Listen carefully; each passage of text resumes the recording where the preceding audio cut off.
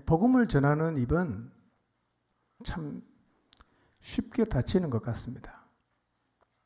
자신이 관심을 가지고 있는 주제는 어느 장소에서 누구를 만나든 계속 말하는데 이상하게 복음을 전하는 입은 왜 그렇게 쉽게 다쳐버리는지 모르겠어요. 어느 날 복음 전하는 일에 입을 열기에 드디어 열렸구나 싶었는데 어느새 보니까 그 입을 닫고 침묵 모드로 가는 경우가 많이 있습니다. 왜 이렇게 복음을 전하는 입은 이렇게나 쉽게 닫히는 걸까요? 오늘은 이 부분에 대해서 좀 생각해 보려고 합니다. 지금 우리 안에는 복음을 전하는 입이 열린 사람이 꽤 있는 것 같은데요. 복음을 전하는 입이 열린 사람들의 특징이 뭐냐면 복음을 말할 기회를 계속 찾는다는 거예요. 누구를 만날까? 누구에게 전할까? 계속 찾아요.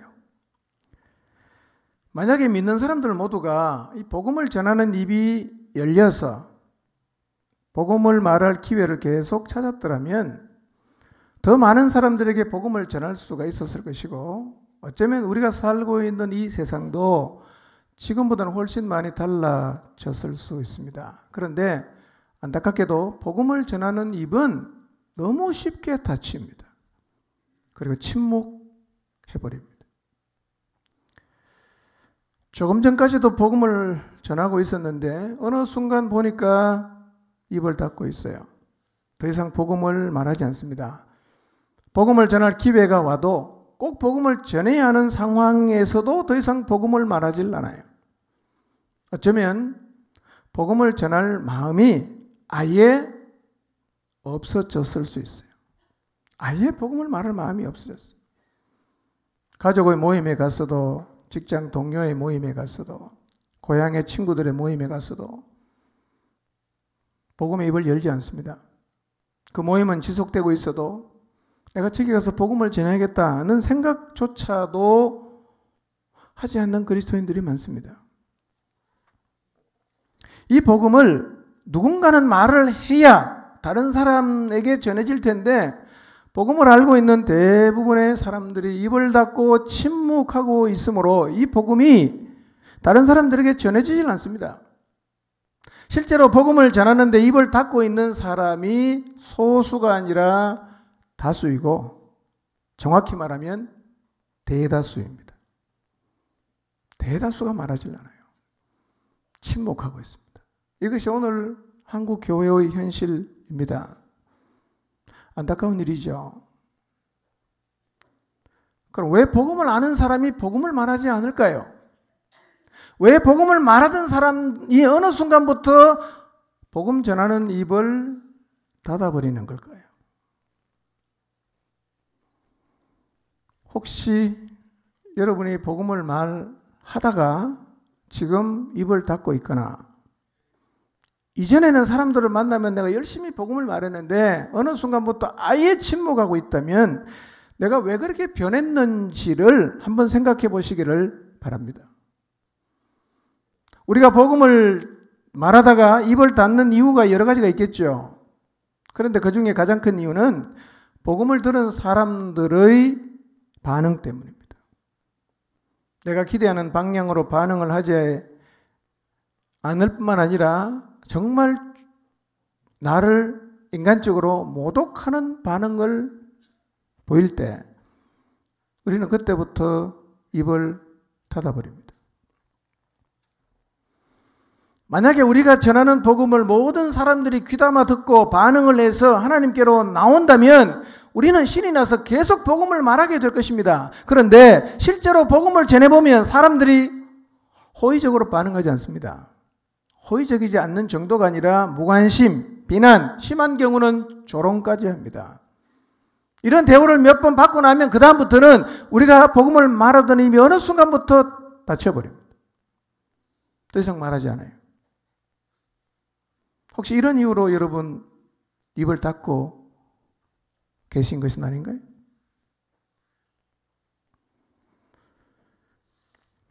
밑 빠진 독에 물 붓기라는 말이 있습니다.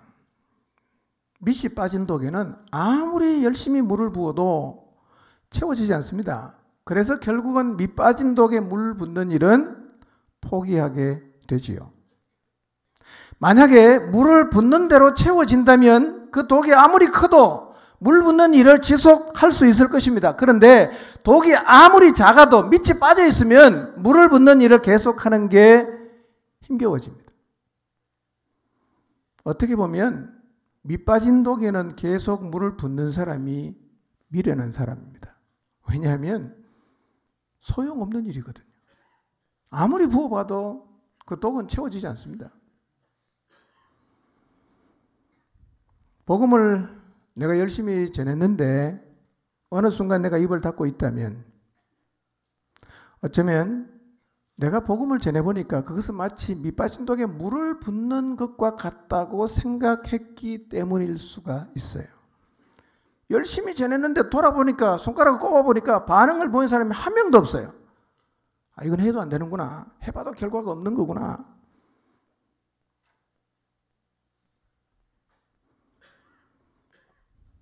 그러니까 복음을 열심히 나름대로 전해봤지만 결과가 없었던 자신의 경험 때문에 더 이상 복음을 말하지 않고 침묵하고 있을 수가 있어요.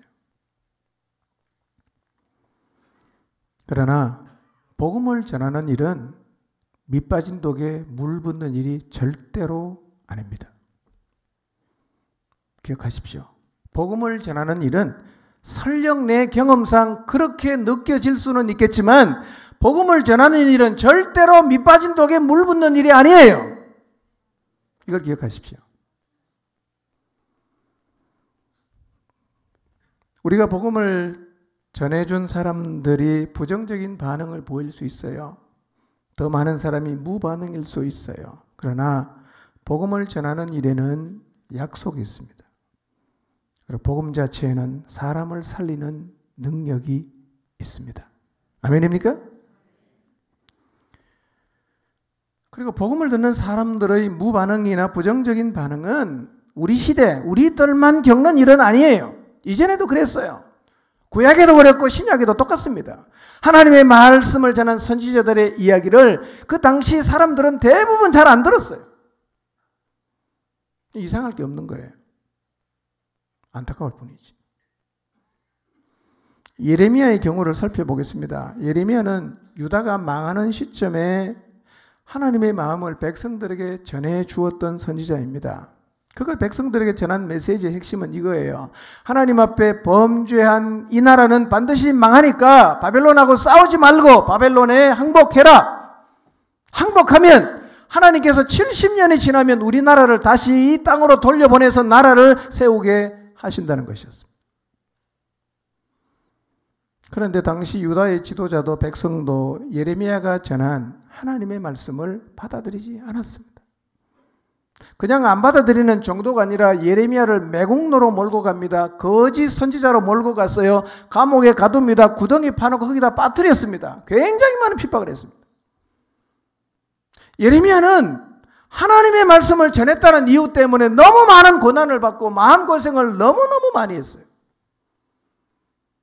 이런 일이 자꾸 반복이 되니까 예레미야가 하나님 앞에 가서 투정을 합니다. 예레미야 20장 7절에서 9절까지 읽어보겠습니다. 시작.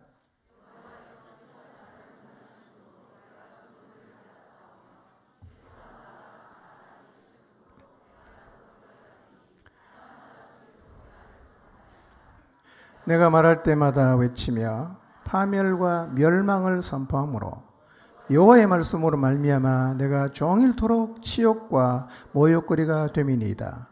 내가 다시는 여호와를 선포하지 아니하며 그의 이름으로 말하지 아니하리라 하면 나의 마음이 불붙는 것 같아서 골수에 사무치니 답답하여 견딜 수 없나이다. 이런 얘기입니다. 하나님이 나를 설득하셔서 내가 설득을 당했습니다. 주님이 나보다 강해서 나를 이기셔서 내가 주님이 시키는 대로 가서 말씀을 전했습니다. 그런데 그 결과가 뭡니까? 나는 하루 종일 조롱거리가 되고 모든 사람이 나를 비웃고 있습니다. 내가 말할 때마다 그들에게 파멸과 멸망이 온다고 선포하니까 이 주님 말씀 때문에 내가 하루 종일 수치와 조롱을 당합니다. 그래서 내가 다시는 여호와를 선포하지 않고 다시는 그의 이름으로 말하지 않겠다고 결심을 하지만 그런 결심을 할 때마다 하나님 말씀이 내 마음속에서 타오르는 불길 같아서 그 말씀이 뼛속같이 타들어가므로 내가 견디다 못해서 또 나가서 말하게 된다고 고백하고 있습니다. 이것이 하나님이 주신 말씀을 유다 사람들에게 가서 전해주었던 예레미야의 심정이었어요. 왜 나 보냈습니까? 하나님 나 설득해놓고 하나님이 강하니까 나를 이겨서 억지로 내보내놓고 내가 가서 전했더니만 내가 겪는 이 일이 이게 도대체 뭡니까 하나님? 나 그만하고 있습니다. 그만하겠습니다. 나 이제 안 하겠습니다. 그렇게 다짐을 해보지만 그렇게 하면 하나님 말씀이 내 마음속에서 타오르는 불길처럼 올라와서 멈추지 않고 또다시 나가게 된다. 이렇게 고백하는 거예요. 우리가 복음을 전했을 때 반응이 긍정적이지 않으면, 부정적이면, 그 일 때문에 핍박을 받으면 그 선포를 지속하는 게 쉽지 않습니다. 그래서 부정적인 반응과 비난과 비웃음을 보이는 그런 반응에도 불구하고 계속해서 우리가 하나님 말씀을 전하려고 하면 우리의 마음속에서 하나님 말씀이 불길처럼 타올라야 됩니다. 그게 안 되면 멈추는 거예요. 침묵. 더 이상 말하지 말자. 해도 소용없었잖아. 나 이제 안 할래. 이렇게 해서 침묵한다는 거예요. 이게 혹시 오늘 여러분의 모습은 아닌가요? 왜 복음을 전하는 입을 닫고 계십니까? 닫고 계신다면 그 이유를 한번 생각해 보십시오. 여러분, 우리가 전하는 복음의 내용이 무엇입니까? 요한계시록 20장 11절에서 15절을 보겠습니다. 우리는 이 내용을 전합니다. 읽습니다. 시작.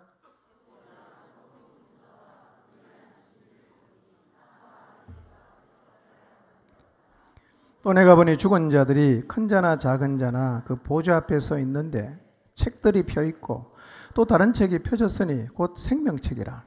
죽은 자들이 자기 행위를 따라 책들에 기록된 대로 심판을 받으니 바다가 그 가운데서 죽은 자들을 내주고 또 사망과 음부도 그 가운데서 죽은 자들을 내주매 각 사람이 자기의 행위대로 심판을 받고 사망과 음부도 불못에 던져지니 이것은 둘째 사망 곧 불못이라. 누구든지 생명책에 기록되지 못한 자는 불못에 던져지리라. 우리가 그들에게 전하는 복음의 내용은 이거예요. 인생의 마지막은 심판의 자리에 서는 것으로 끝이 난다는 거예요. 누구나 이 자리 다 서야 됩니다. 피해갈 수가 없어요. 이 자리에 서지 말라고. 이 자리에 설 때 심판을 제대로 받을 수 있도록 하라고 우리가 복음을 전해주는 거예요. 이 심판을 받기 전에 죽는다고 해도 죽은 사람 하나님은 다 살려냅니다. 큰 자나 작은 자나 하나님의 보호자 앞에 다 세웁니다. 그리고 복음을 거부하고 믿지 않았던 사람, 조롱했던 사람들은 책들에 기록된 대로 심판을 하시고 불못에 던지는데 이 불못이 둘째 사망입니다. 한 번 죽는 것은 두려운 게 아니에요. 두 번 죽는 게 진짜 두려운 거예요. 성경은 말합니다. 둘째 사망이 뭐냐? 영원한 죽음이라는 거예요. 영원한 죽음. 이제는 기회가 없습니다. 모든 인생이 이 자리에 다 서야 합니다. 이 일은 반드시 일어납니다. 이 사실을 알고 있는 우리는 이 사실을 사람들에게 말해줘야 됩니다. 여러분 인생들이 가장 두려워할 일이 뭔지 아십니까? 그것은 예수님을 믿지 않고 죽음의 자리에 서는 것입니다. 이게 가장 두려운 거예요. 다 그 자리에 서게 될 거예요. 그러므로 우리는 사람들의 반응과 상관없이 이 사실을 전해줘야 합니다. 전해줘야 됩니다. 마치 유다가 예레미야가 예언한 대로 바벨론에게 망했습니다. 그리고 70년이 지난 다음에 정말 기적같이 포로로 잡혀갔던 땅에서 돌아왔어요.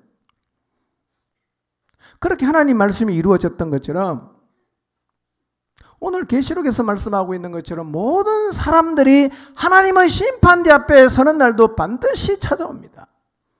그런데 그날은 정말 두려운 날이지만 동시에 기쁨과 감사의 날이 될 것입니다. 왜냐하면 구원과 심판은 같이 와요. 이스라엘이 홍해를 건넌 날이 이집트 군인들에게는 심판의 날이 되었던 것처럼 예수님을 믿는 우리가 하나님의 나라에서 영생을 누리는 그날이 예수님을 거부하고 조롱하는 자들은 심판을 받아 둘째 사망에 이르는 날이 될 것이기 때문에 심판과 구원은 같이 오는 거예요. 같이. 이 날은 반드시 옵니다. 근데 안타까운 게 뭐냐? 사람들이 이걸 전해줘도 안 받아들여요.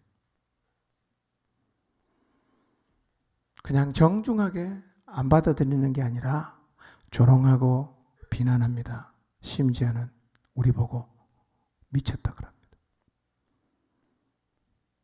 바울도 미쳤다 소리 들었거든요. 그 바울이 답답해서 말합니다. 나 지금 제정신이요. 나 지금 제정신이요. 우리가 미친 사람입니까? 로마서 10장 16절을 봅니다. 읽습니다. 시작.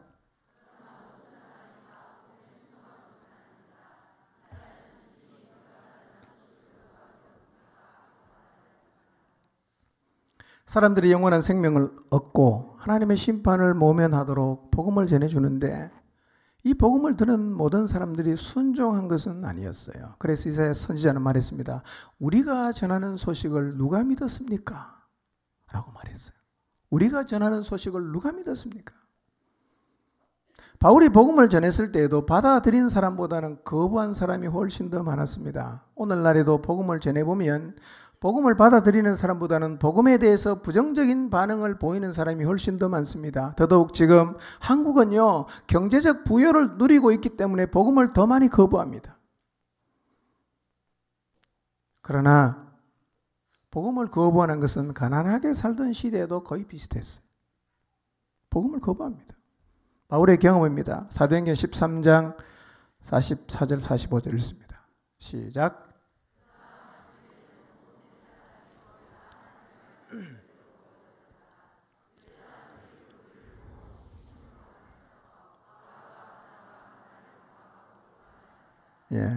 비시디 안디옥에 가서 바울이 복음을 전했어요. 그런데 유대인들이 바울과 바나바가 전한 복음을 반박합니다. 그리고 비방했어요. 사도행전 17장 5절에서 7절 말씀 보겠습니다. 읽습니다. 시작.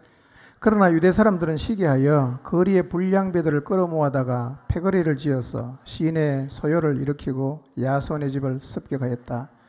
그리고 바울 일행을 끌어다가 군중 앞에 세우려고 찾았다. 그러나 그들을 찾지 못하고 야손과 신도 몇 사람을 시청 관원들에게 끌고 가서 큰 소리로 외쳤다. 세상을 소란하게 한 그 사람들이 여기에도 나타났습니다. 그런데 야손이 그들을 영접하였습니다. 그 사람들은 모두 예수라는 또 다른 왕이 있다고 말하면서 황제의 명령을 거슬러 행동합니다. 이렇게 말했어요. 데살로니가 교회가 이렇게 세워졌어요. 이런 핍박을 받으면서 세워졌어요.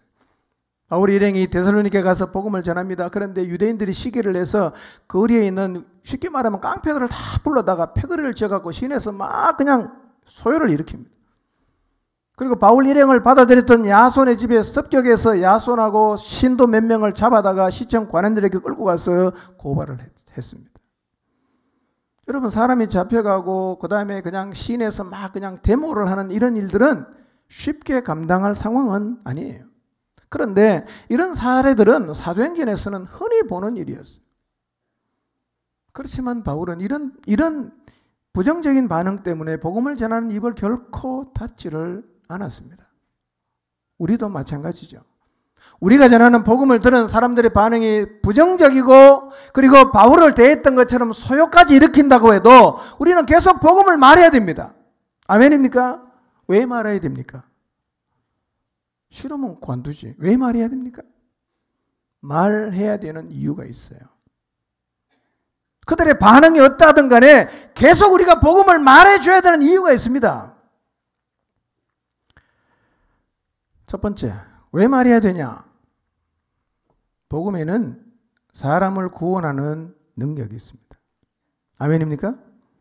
왜 복음을 계속 말해야 되느냐 하면 이 복음은요, 반대하는 사람도 있지만 어느 순간 마음을 열고 복음을 받아들이는 사람은 구원하는 능력이 우리가 전하는 이 복음 안에 있기 때문에 계속 말해야 되는 거예요. 로마서 1장 16절을 봅니다. 읽습니다. 시작.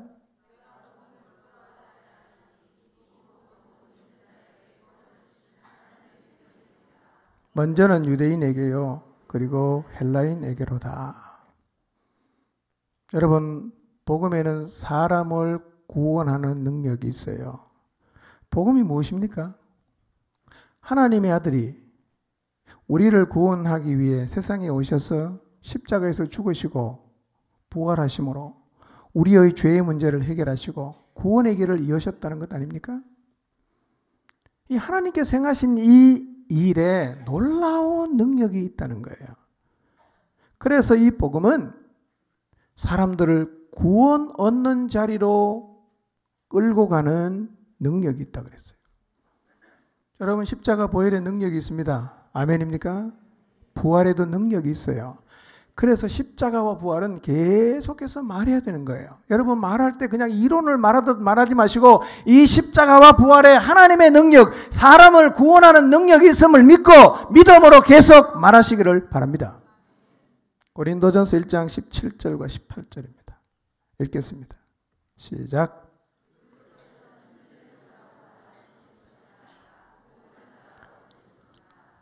복음을 전하되 말의 지혜로 하지 않게 하셨습니다. 그것은 그리스도의 십자가가 헛되이 되지 않게 하시려는 것입니다. 십자가의 말씀이 멸망할 자들에게는 어리석은 것이지만 구원을 받는 사람인 우리에게는 하나님의 능력입니다. 여러분, 복음의 핵심인 십자가, 멸망하는 자들에게는 되게 어리석고 미련하고 웃기는 얘기 같아. 그게 말이 된다고 생각하니? 이렇게 질문하고 싶어요. 넌 그게 말이 된다고 생각하니? 누구에게요? 멸망하는 자들에게는.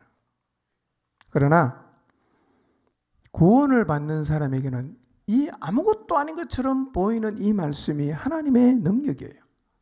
기억하십시오. 복음 자체에는 사람을 구원하는 놀라운 능력이 있습니다. 그래서 복음을 전하면 구원의 능력이 나타납니다. 그런데 복음 전하는 입이 닫히면 구원의 능력이 전해질 수 있는 통로가 없어져 버리는 거예요. 그래서 복음은 계속 말해야 됩니다. 고린도전서 2장 1절과 2절입니다. 읽습니다. 시작.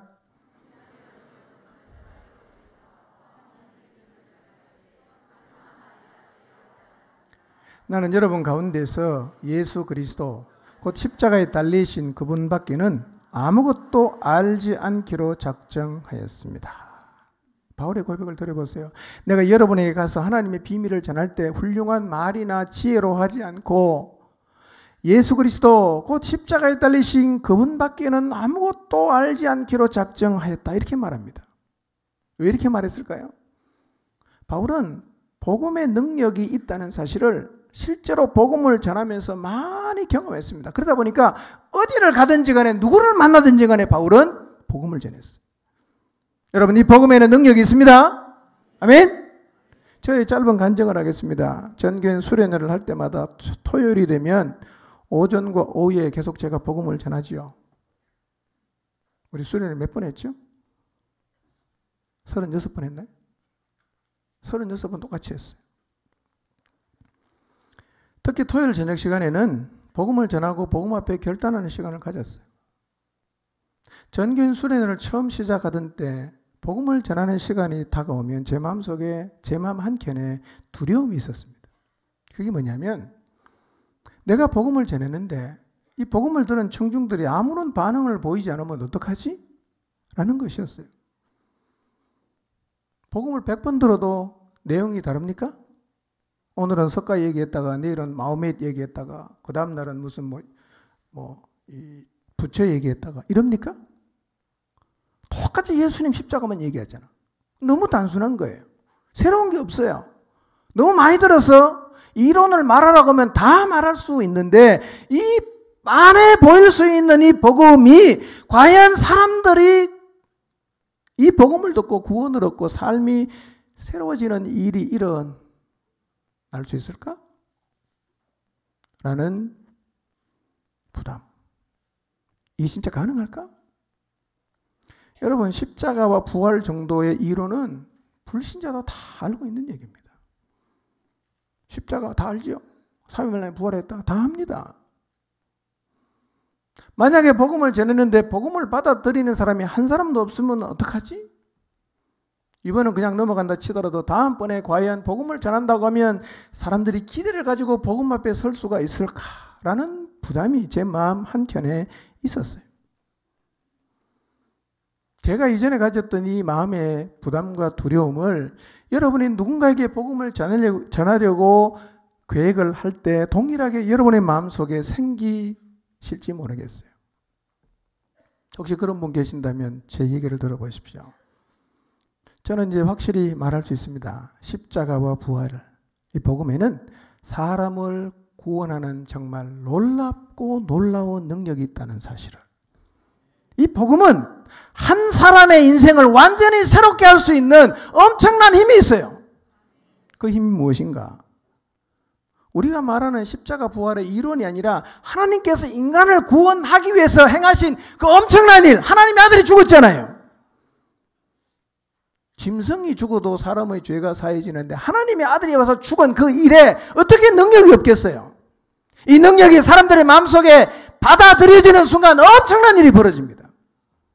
설명할 수가 없어요. 그러나 결과가 있어요. 이게 뭐냐? 복음의 능력이에요. 저는 이제 복음을 전할 때 두려워하지 않습니다. 다만 성령님을 의지합니다. 왜냐하면 복음을 전할 때 역사하시는 분이 계십니다. 성령님이세요. 그분이 일하십니다. 사람들의 마음을 만져주십니다. 복음을 받아들이게 하십니다. 거듭 태어나게 하세요.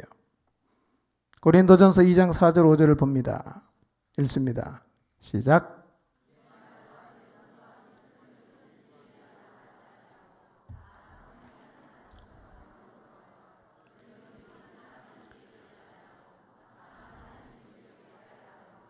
네. 근데 여기 선풍기를 누가 가지고 가셨나요? 네, 혹시 자기 집에 가져가신 분은 다음 주에 갖고 오세요. 네.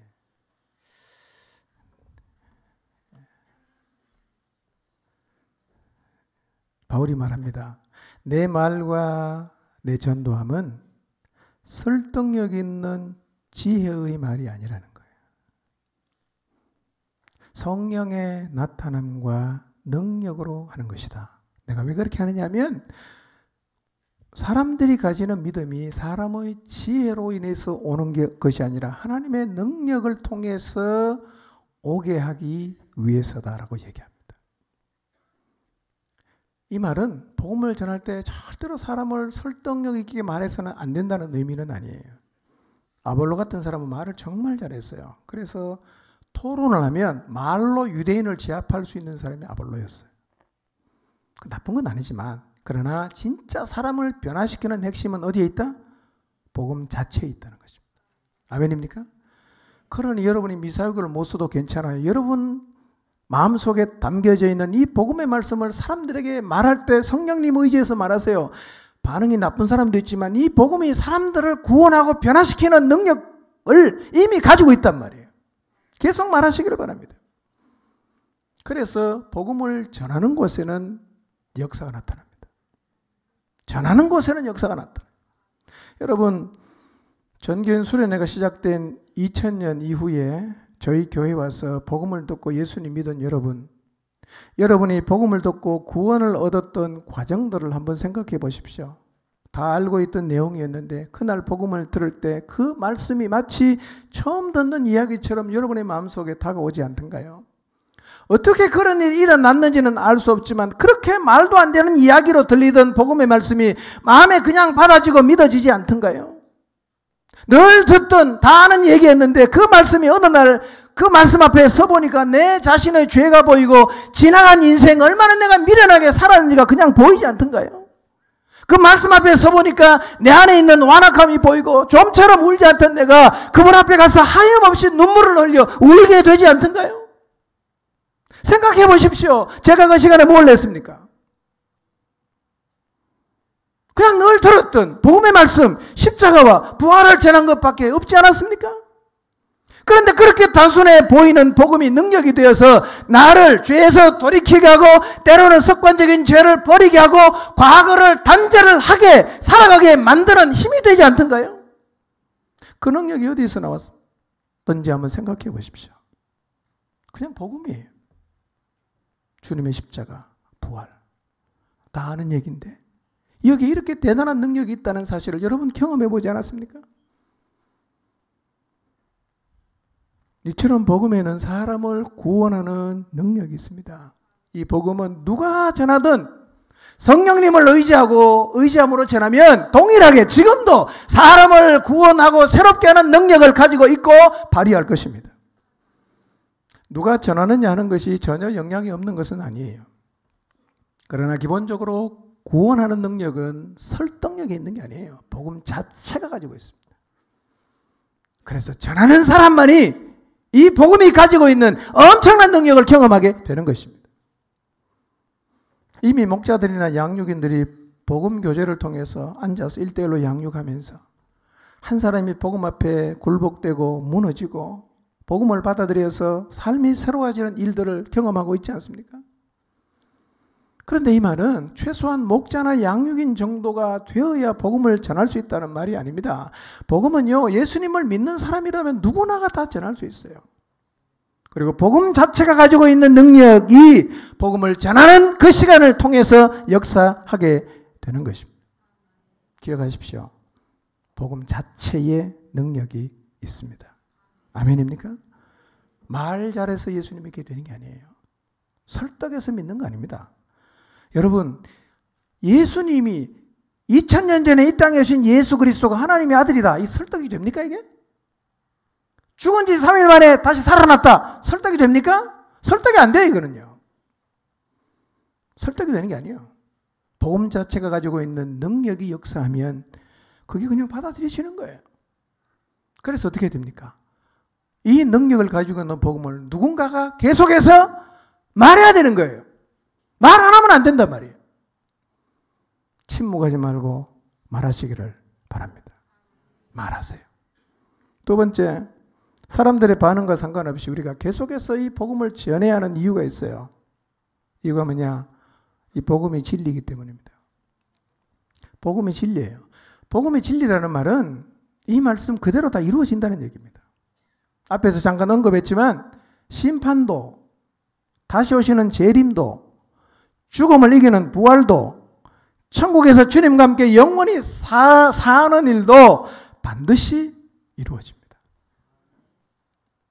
왜요? 진리이기 때문에.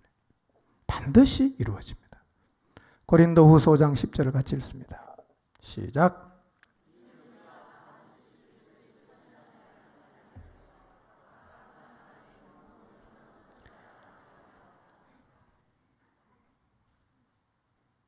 모든 사람은 반드시 그리스도의 심판대 앞에 섭니다.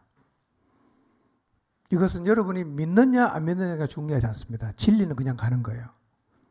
누가 손해냐? 안 믿으면 손해입니다. 안 믿는다고 없어지는 게 아니에요. 우리가 여기 모여서 회의를 합니다. 우리 내일은 없는 걸로 합시다. 만장일치로 내일 없는 걸로 결정을 했어요. 내일이 없습니까? 우리가 결정할 문제가 아니에요. 이거는 하나님 정해놓은 거예요. 그냥 가는 겁니다. 진리예요. 반드시 이루어지는 거예요.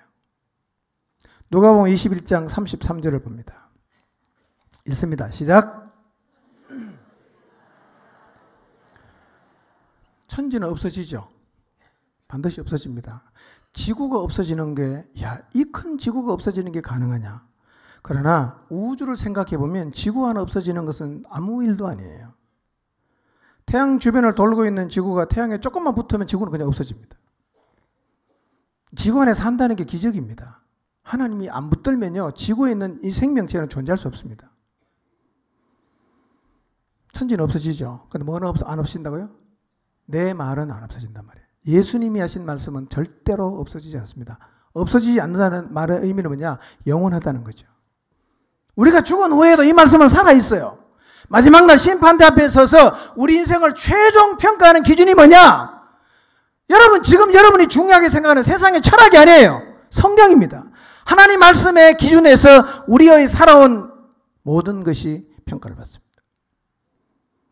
누가 제대로 평가를 받겠어요? 이 진리에 순종하며 산 사람 인생은 평가를 받습니다. 그러나 계속 무시하고 산 사람은 그날 심판 앞에 서보면 남는 게 아무것도 없습니다. 그렇기 때문에 누구라도 이 진리 되시는 하나님 말씀을 무시하면 안 됩니다. 여러분 사랑하는 가족들이 있잖아요. 부모님 계시고 사랑하는 친구들이 있잖아요. 한 번 전했는데 안 듣는다고 그냥 끝내면 어떻게 되겠어요? 진리는 그냥 살아있는데. 이 진리의 말씀을 그들이 받아들일 수 있도록 계속해서 우리가 그들에게 전해줘야 되지 않겠습니까? 여러분이 정말 이 복음의 진리임을 믿는다면 여전히 복음이 필요한 사람들을 향해서 침묵하지 마시고 계속해서 이 복음을 말해 주시기를 바랍니다. 그게 복음의 진리임을 진짜 믿는 사람이 마땅히 해야 하는 태도입니다. 일입니다. 세 번째, 사람이 어떻게 반응하든 우리가 복음을 계속 전해야 하는 이유가 있어요. 세 번째 이유는 뭐냐? 복음은 들어야 믿을 수가 있어요. 들어야 믿을 수가 있습니다. 안 전해주면 들을 수가 없잖아. 듣지 않으면 믿을 수가 없어요. 로마서 10장 말씀 보겠습니다. 13절에서 17절까지. 읽습니다. 시작.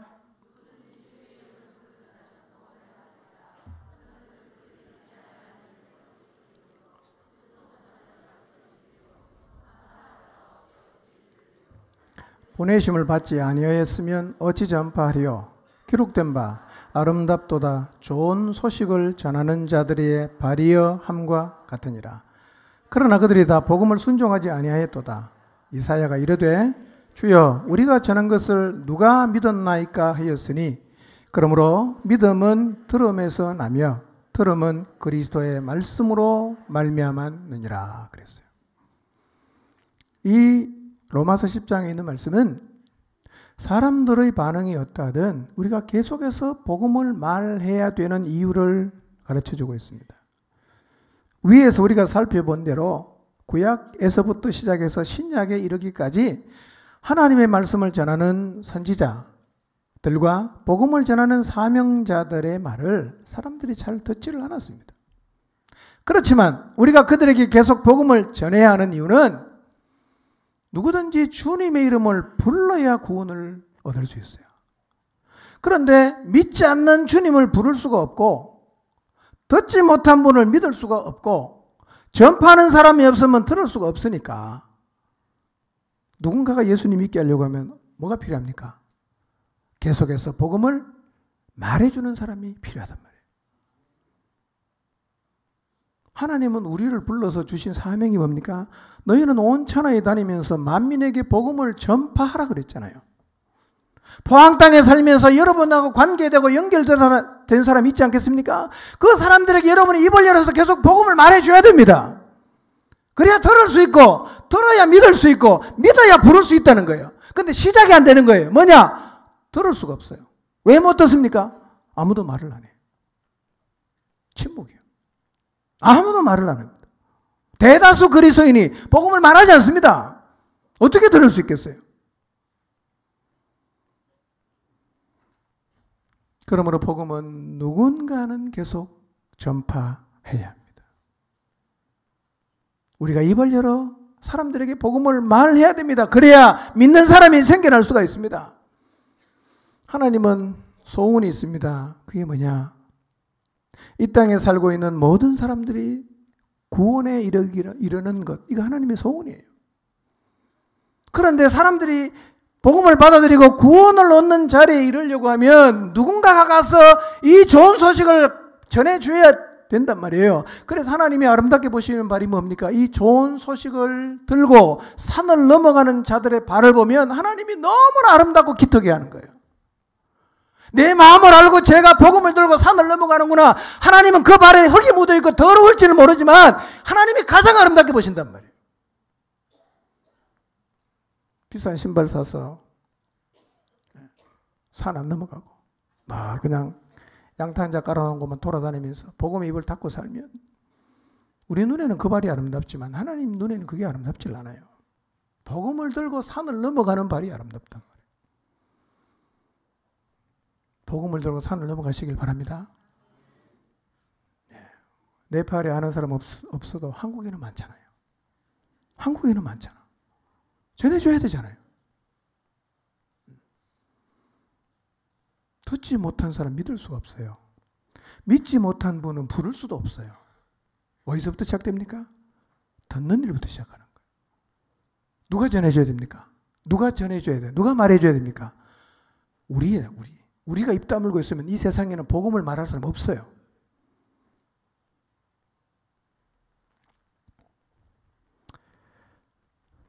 여러분, 사도들, 그들은 대개 세계 각지에 복음을 들고 갔다가 마지막에 순교당했습니다. 그리고 그들의 뒤를 이었던 사람들이 계속해서 복음을 들고 갔어요. 다른 나라로 계속 갔습니다. 그들이 그렇게 복음을 들고 가서 전해주지 않았다면 이 한국 땅에 살고 있는 우리가 어떻게 복음을 들을 수 있었고 믿을 수가 있었겠어요? 그들이 전해주지 않았더라면. 한국에 사도 도마가 와서 복음을 전했다는 주장을 하는 사람이 있어요. 실제로 그런 흔적이 있다고 합니다. 부산 쪽에 가면. 꽤 근거를 가지고 주장하는 것 같아요. 도마가 한국까지 왔다. 예. 도마가 한국에 온 게 만약에 사실이라고 하면 도마가 그 먼 길을 와서 우리에게 복음을 전해줬다는 말이 아니겠어요? 그런 사람이 없었더라면 오늘 우리는 어쩌면 아직도 예수님을 믿지 못하고 있을 수가 있습니다. 복음은요, 전해주는 사람들을 통해서 퍼져가는 거예요. 여러분의 가정을 여러분 책임지시기를 바랍니다. 여러분의 친척들 책임지시기를 바랍니다. 하나님이 여러분하고 관계를 맺게 한 사람들을 책임지십시오. 다 믿게 하라는 얘기는 아니에요. 전해는 줘야 될 거 아니에요. 성령님 의지함으로 복음을 전해주세요. 전해주세요. 여러분 생각해 보세요. 제가 만약에 우리 교회에서 한 번도 복음을 말하지 않았다면 여러분이 예수님 믿을 수 있겠습니까? 똑같은 일입니다. 누군가가 복음을 전해주는 사람이 없으면 믿을 수가 없습니다. 복음에 아무리 놀라운 능력이 있어도요, 전해주는 사람이 없으면 들을 수가 없죠. 들을 수 없으면 복음 안에 있는 능력을 경험할 수도 없고 구원 얻을 수도 없게 됩니다. 예수님께서 우리에게 말씀하셨어요. 너희는 온 천하에 다니며 만민에게 복음을 전하라. 하나님은 교회가 이 일을 감당하기를 원하십니다. 하나님은 모든 성도들이 먼저 믿는 우리 모두가 이 일을 감당하기를 원하십니다. 여러분 복음 전해서 반응이 나빠서 너무 마음이 힘들고 또 너무 기분이 나빠서 다시는 내가 니한테 복음을 안 전하겠다라고 결심을 했다면 생각을 다시 바꾸시길 바랍니다. 다시 입을 열어 그에게 복음을 말하기를 시작하시기를 바랍니다. 말해줘야 믿을 수 있어요. 적어도 우리는 다른 거는 침묵해도 복음을 말하는 입은 절대로 침묵하면 안 됩니다. 사도행전 18장 9절에서 11절 읽습니다. 읽어보겠습니다. 시작.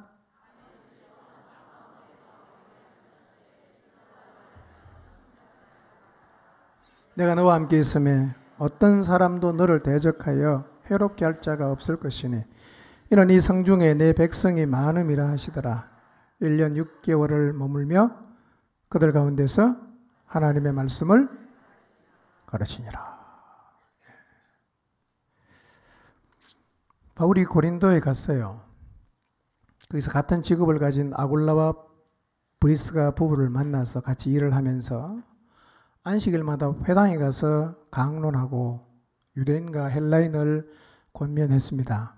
그러다가 실라와 디모데가 마게도냐에서 내려오니까 그때부터 바울은 하나님 말씀에 사로잡혀서 유대인들에게 예수님은 그리스도라고 밝히 증언하기를 시작했습니다. 그러니까 유대인들이 들고 일어났어요. 대적하고 비방했습니다. 바울이 이렇게 말합니다. 자기 옷을 틀면서 나는 이제 이방인에게로 가겠다. 그렇게 선포를 하고 거기에서 옮겨 하나님을 경외하는 디도 유스도라는 사람의 집에 들어갔어요. 그러던 어느 날 밤이었어요. 하나님께서 환상 가운데 바울에게 나타나셨어요. 이렇게 말씀하십니다. 바울아, 두려워하지 말고 침묵하지 말고 말해라. 이렇게 말씀하셨어요. 이 하나님의 음성을 들은 바울은 그 고린도에서 1년 6개월 동안 머물면서 사람들에게 하나님 말씀을 가르쳤어요. 여러분, 왜 하나님께서 바울에게 두려워하지 말라고 하셨을까요?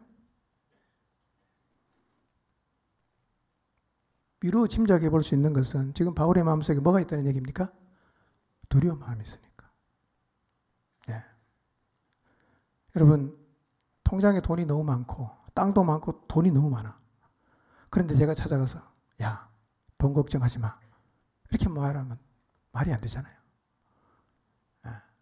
내일 등록금 내야 되는데 돈이 없는데 야, 하나님 채워줄 거니까 걱정하지 마. 이거는 말이 되잖아.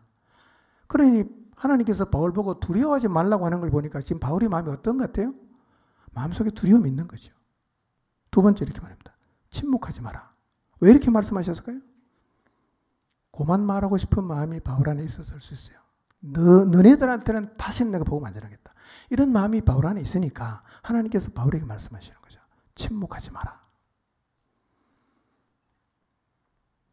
찔러도 피 한 방울 안 날 것처럼 보이는 바울도요. 사람들의 마음이 부정적이고 계속 비난을 받으니까 두려운 마음이 생기고 그만 말하고 싶은 마음이 있었다는 거예요. 그래 오늘 우리 같은 사람 이런 마음을 갖는 게 오히려 당연하지 않겠습니까? 그때 하나님이 바울에게 나타나셔서 말씀하신 거예요.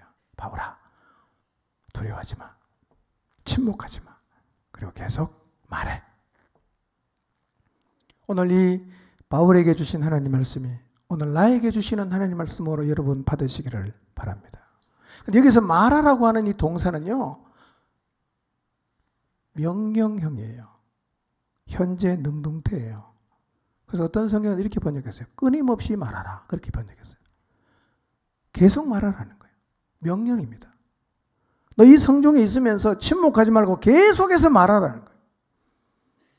여러분, 계속해서 입을 열어 복음을 말하게 되시길 바랍니다. 예. 누구를 만나든지 간에 입을 열어 말해야 됩니다. 복음의 능력이 있으니까요. 말해야 됩니다. 들어야 믿으니까요. 말해야 됩니다. 반드시 이루어지니까요. 진리니까요. 기억하십시오. 복음을 전하는 일은 밑빠진 독에 물 붓는 게 아닙니다. 복음에는 능력이 있습니다. 복음은 그대로 이루어집니다. 그래서 누군가가 이 복음을 계속 사람들에게 말을 해야 됩니다. 그래야 이 복음을 들은 사람이 믿을 수 있기 때문입니다. 하나님은 바울에게만 그렇게 말씀하시는 것이 아니라 오늘 우리에게도 동일하게 말씀하십니다. 두려워하지 말라고 말씀하십니다. 침묵하지 말라고 말씀하십니다. 계속해서 말하라고 말씀하십니다. 주님의 이 명령을 받들어 여러분이 복음 전한 사람들의 반응이 어땠든 앞으로 복음을 전할 때 사람들의 반응이 어떠하든 절대로 침묵하지 말고 계속해서 복음을 말하는 자리에 서게 되시기를 주님의 이름으로 축원합니다. 기도하겠습니다.